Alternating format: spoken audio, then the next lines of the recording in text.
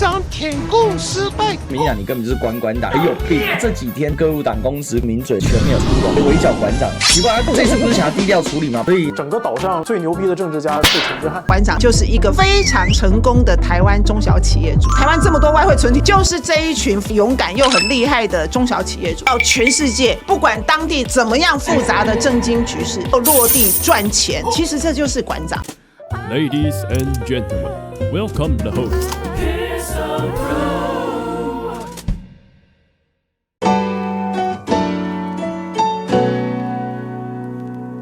民进党你根本就是官党，有病！这几天突然之间，各路党公职名嘴全面出笼啊，苗博雅、于北辰、王义川、吴峥、陆委会王定宇围剿馆长，奇怪，这次不是想要低调处理吗？你一骂他，天啊，馆粉群起激愤哦！网红馆长大陆行再遇挫折，自曝抖音、B 站被禁，中共阅兵也看不到。然后馆长舔共失败，账号被封，闽南人预言会再跳反一次，接中共捧杀目的。馆长开不了抖音号。插土军剧，送中才会保台的。这一次的深圳行馆长直播时间很长，一定会有讲错话的时候，他们就拿很多的片段，就一直在打。举例来说，微信支付，馆长就在里面讲支付宝，你会笑，代表说你懂中国大陆。馆长为什么会搞不清楚？因为馆长他以前没去过啦。大陆很多事情讲究秩序。今天馆长在对岸是不是特殊分子？不算，但也算。不算就是他也是台湾老百姓，所以按照一般的标准，并没有那么困难。在台湾，不管你骂习近平、骂共产党、骂得再狠，只要你不是公开的去做一些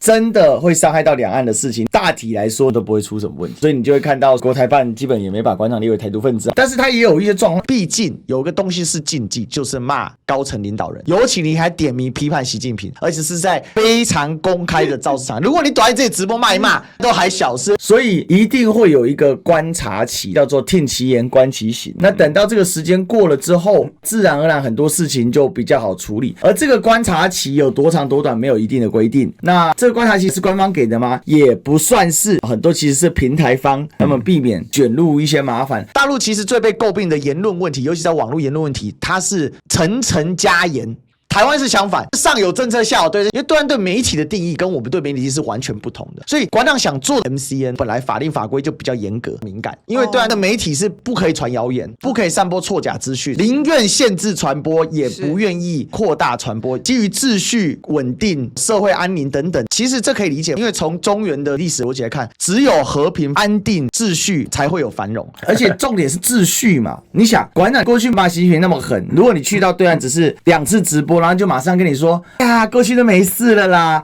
来都来了。那在大陆勤勤恳恳的大陆老百姓、大陆的网红，他们怎么想？这种东西它是要时间化消。那很明显，我觉得馆长主要是不了解大陆的社会情状，因为大家知道，两岸虽然同文同种、共同的语言，但是两岸分治很久了，有不同的历史的进程。不同的法律、社会、文化氛围，如果馆长可以这样播，那请问大陆的网红不就白痴是更逃吗？人家每天奉公守法、勤勤恳恳的，那为什么你可以跳过这么多门槛？那所以总有一些程序。也表示他并没有什么特权，反向证明民进党都是谣言。所以这一次馆长遇到的一些困难跟阻碍，反而是未来馆长成功的基础。民进党抓了这一块，拼命的攻击馆长舔共失败。最可恶的就你闽南人，在对岸赚那么多钱，然后欠了一屁股，再跑回台湾跳反第一次。导致对岸对台湾人，尤其是网红特别有疑虑。然后现在还有背刺八囧，虽然八囧是个王八蛋，但是王八蛋背刺王八蛋这个行为本身还是很王八蛋嘛。现在跳出来说馆长你很快就会再跳返回来，这个真的是很恶心。所以这一种自己当畜生的行为，还跑出来那边酸馆长，我都不晓得闽南党是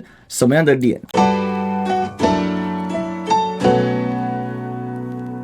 馆长真的是正正铁骨的一个人，他只要成立微信或者支付宝的 QR code 一丢，绝对收到爆炸，但他就是没开，因为君子爱财持有，他有他的逻辑，但我觉得他内涵最大的逻辑是他今天想要去大陆经商做两岸交流，我给他封一个两岸交流之光，他更想要的是让他的生意跟大陆的商人或者当地的台商合作，真正的创作，而这些干干净净的钱，他回台湾他就是要干死民进党。我对馆长刮目相看，我以前完全不认识他，就觉得他就是然后很直率的网红，重新去理解馆长这个人，他在我我眼中就是一个非常典型成功的台湾中小企业主。台湾这么多外汇存底是怎么来的？就是这一群非常勇敢又很厉害的中小企业主，敢到全世界，敢去开拓市场，而且他真的能够落地赚钱。不管当地怎么样复杂的政经局势，不管再怎么偏远的地方，都有台商的足迹跟影子。其实这就是馆长，因为我去到他那边，我看他经营他的团队企业，我发现他其实是一个厉害的经营管理者。然后你看他这一次去中国大陆，他不只是讲他是中国人的这种情感认同的部分，更重要的是他也不会演我就是要到中国大陆这个市场去做生意。你就看到他勇往直前，然后他这个过程当中也是要披荆斩棘，那所有的台商都要经历这一招啊，他并没有特别嘛，所以他不可能第一天去人家就铺好红毯开始赚大钱。这些民进党支持者想太多了，不是这样的。台湾的企业主其实是很了解国际现势的，两岸的情况。我们去大陆参加他们的访问团，当地的书记、市长、工商访问团会来接待，会带你看他的城市建设，未来3年、5年的城市治理的战略规划，1线、2线甚至到3线。我每次都在想，台湾哪个城市有这种规划，我都没听说过。所以台湾这边对大陆真的是以管窥豹，结果民进党跟青鸟、鸵鸟钻在洞里面，还停留在40-50年前刻板的印象，而且中国大陆事实上在40-50年之内完成了100年都没有办法完成的进步，它那个速度是非常恐怖跟惊人的。尤其是最近10年为盛，馆长这一次去全程直播，这个就是有意思的地方。以前我们听到故事都是人家事后写书、出备忘录、自传，难免加油添醋或者是干嘛。那馆长把这个过程呈现出来，所以很 real， 就是告诉大家，大陆已经发展到一个程度。那过去在大陆成功的台商靠的是早发优势，那现在再去大陆，你要怎么创造这些契机？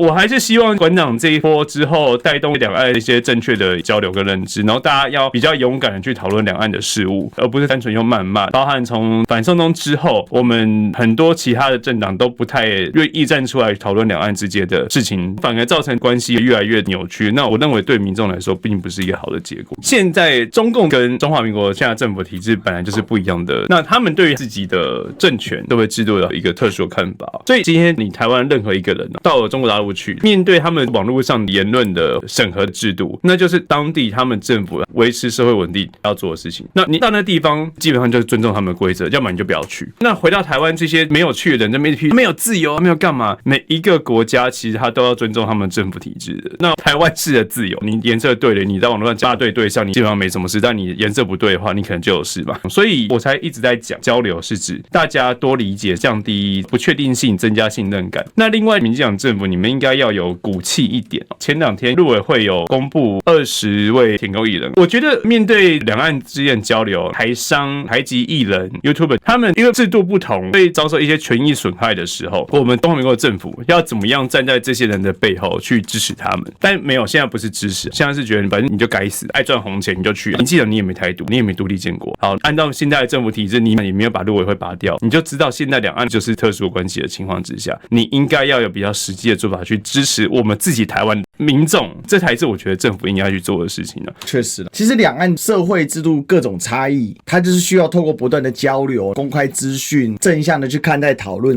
因为两岸交流是两岸和平的基础嘛，而两岸和平是两岸繁荣的基础嘛，而两岸繁荣是两岸不互相仇视的基础。但是两岸不互相仇视又是两岸交流的基础，它是一个闭环。